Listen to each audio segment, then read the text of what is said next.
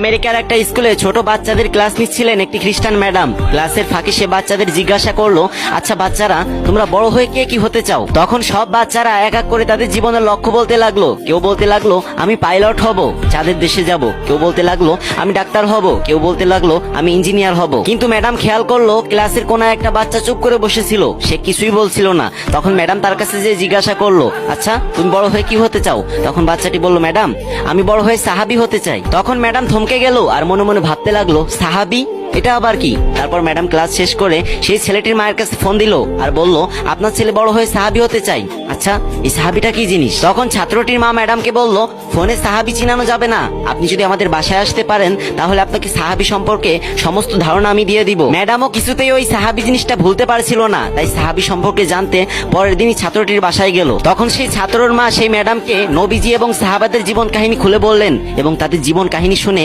সেই খ্রিস্টান ম্যাডামটি ইসলাম ধর্ম গ্রহণ করলেন। কি কেউ সুবহানাল্লাহ বলবেন না?